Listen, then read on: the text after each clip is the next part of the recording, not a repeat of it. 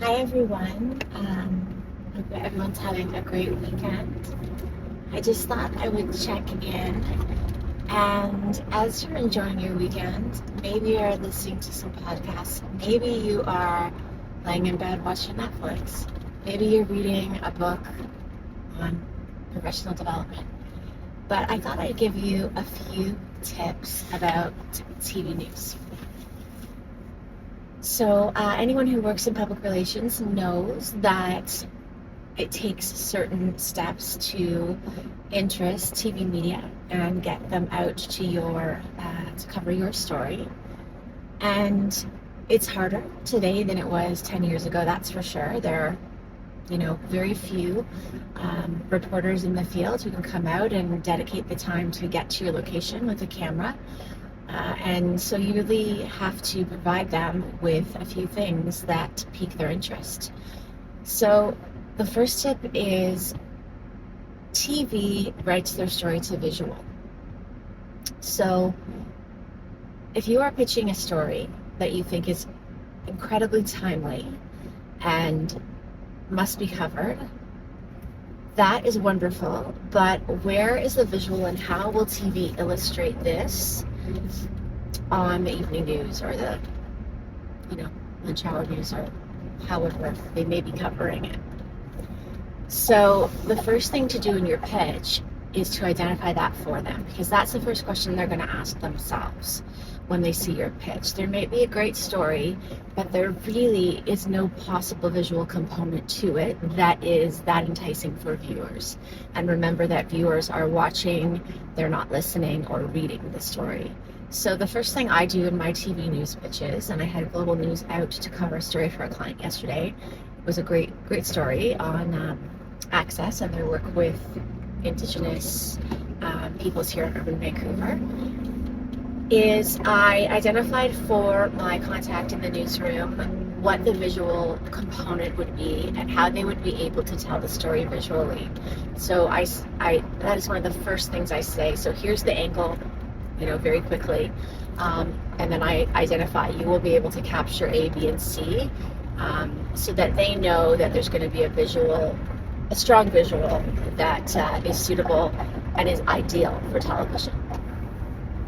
So that's the first thing. Don't leave it to them to figure it out, because they are so busy, and if you can just put that right in there for them so they don't have to come back and ask the question or ponder it or research it, your chances of being covered are going to increase significantly. The second thing is who can be present on site for interviews. So they're going to want to speak with people involved, and if you can identify for them right off the bat, the president of the company or whoever's appropriate will be there. Usually I try to identify 2 to 3 sources who can be present on site. And it's a good idea to diversify that. So you don't want to say something like the president and the VP and the VP of marketing can be present, unless it's a story that would be incredibly workplace focused. But usually I identify someone from the organization or the company itself, and then someone else who has that lived experience of this story. So it could be, the first spokesperson offered on site in that visual that you've already set the stage for is a representative from the organization or company, and then an individual who has that lived experience of the story. So let's just say we're talking about somebody who has had a real challenge with accessibility. I'm just hypothetically making this up. And you have an employee who has struggled with this, and they are in a wheelchair or they have a certain disability, and your organization that you're doing PR for has gone over and above to create an accessible workplace. So you would have the rep from the organization, and then a second source would be this individual who has had this struggle and who is now, working with this organization and is so appreciative and so,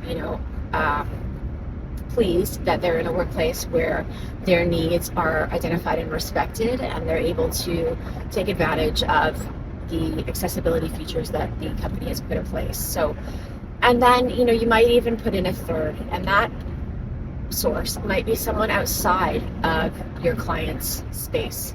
So by that I mean it doesn't always have to be someone from your client's team, whether it be an employee or someone associated or a partner of the company. So maybe there's an advocate or for accessibility, or a group that advocates for those who have disabilities to further accessibility efforts. So that would be an outside source, and media always appreciate that, because of course with earned news, they're looking to tell a news story and not do an advertisement for your organization and all their great work. It may be timely and incredibly important, but they still want to make sure that this is a news story and not, shouldn't be a paid piece. So, that would be a third source who would really vouch for the fact that this is a huge need and that the organization is doing a great job, or maybe they don't speak to the organization. Maybe they just speak to the fact that there is a need and it should be done within the workplace, so that everyone has equal opportunity to feel comfortable and respected in their workplace environment. So your sources identified, your visual identified. The second thing is your location. So keeping in mind that, Global News is Greater Vancouver, all stations, Global, CTV, City, CBC, Greater Vancouver, unless you're contacting someone that is outside of, a journalist who's outside of the Greater Vancouver area, then you definitely want to make sure that you're not offering them an interview that is an hour away, because it's highly unlikely that they're going to have the time to be able to make that work. So a few things to think about there. The odd time, if the story is newsworthy and the TV contact has time, they will travel. I've had reporters travel to the Sunshine Coast for a story, and they're based here in Vancouver, but it's unlikely unless it's an angle that's extremely timely and you happen to reach them at a time when they can fit something like that in. So if you have a relationship with someone in the newsroom, which if you're in communications with PR, you should, it's worth asking, certainly, if the story is incredibly interesting, timely, and relevant to their viewers.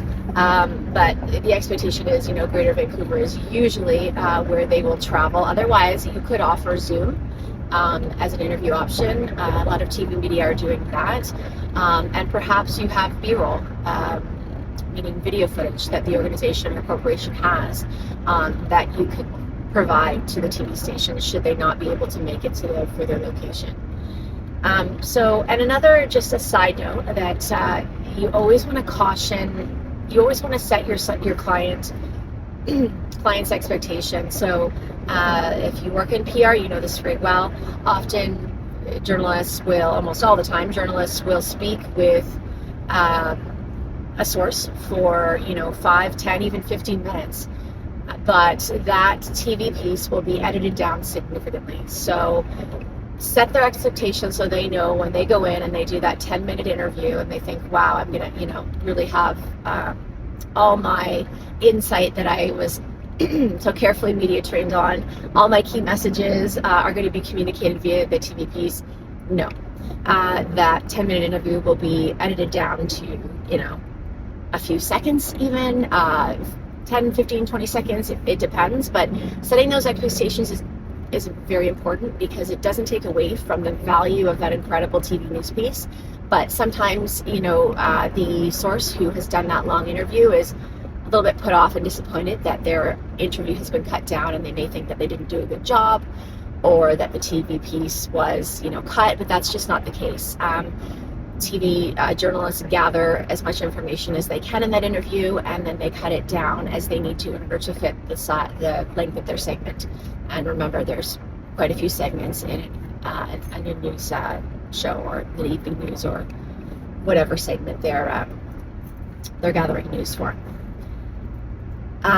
One little bonus tip: relationships, as always, are so important. So, TV news, there are some contacts that I have in the newsrooms that have been working there since I started my career, so decades. Build those relationships, and when I say that, I don't mean, pester them and, send them gifts and try to take them out for coffees. I'll take them. Going out for coffee is a great idea, but really it's a matter of authentically building relationships as you would with anyone. And it's one of those things where, you develop a trust with that contact in the TV newsroom, and they know that when they receive a pitch from you, and they receive a lot of them from a lot of PR communications and everyone around the province and around the country, many of them are irrelevant and not appropriate for them. So when they see your email, you want them to open it. You want them to say, this is one worth looking at. So I say this in almost all of my videos and counsel around PR, is build those relationships so that your contact in the TV newsroom will open that email. And also ensure that you don't send them news ideas that you really know are probably not something they're going to be into. If you start doing that, pressure from the client or whatever it may be, you're going to lose your credibility with that contact in the newsroom, that journalist or producer, whoever it may be. And so, it's a really good idea. I know that it's, client relations are extremely important, and your client is your client, and that is, your priority. But in the long run, your relationships with journalists and digital content creators, whoever it may be, are valuable throughout your career. And you do not want to jeopardize those by, starting to send poor pitches their way under the pressure of a client. Speak with your client and let them know, listen, the work that you're doing here is fantastic, but it might be more appropriate for A, B, or C. And we really want to make sure that when we're sending a pitch on behalf of your organization, that it's valuable to the journalist, and so that my relationship stays strong and intact, and that my email pitches are opened. And let's figure out a way around this. Can we improve the story? Can we enhance it so that it is appropriate? Or do we have to look at perhaps a paid partnership or another news form? So hopefully that's helpful as we navigate the evolution of news. TV news still very, very important, and reaches, demographics that most of our clients are going to want to be reaching. So make sure to keep these tips in mind the next time you're considering a TV news pitch. Have a great weekend, and enjoy the sunshine. Stay warm. It's cold out today. Bye.